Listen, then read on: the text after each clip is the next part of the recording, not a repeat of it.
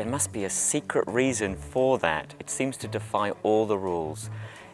50 years ago, it must have been shocking, because now the show is still titillating and sexy and fabulous, and its message is still current. And the things it was talking about 50 years ago, the world has changed around it, and finally, you know, it makes sense now. It makes sense. Richard O'Brien was ahead of his time.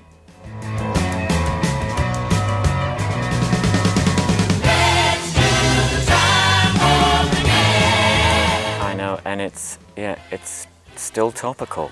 It's still present in our lives every day, and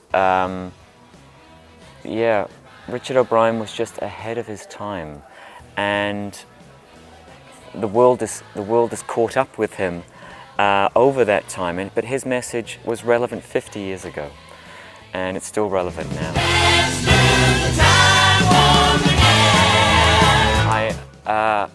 After playing Rif Raf for 10 years, I am slowly turning into Rif Raf, and I'm constantly sitting like this, and I go, oh, I'm just going to put this down now. I have to be very conscious of it, and but you know, that's part of the challenge of being an actor, is you know, you transform yourself into these other creatures, but you also have to, when I'm not on stage, I'm trying to make sure I sit properly, and making sure that I don't eventually turn into Rif Raf.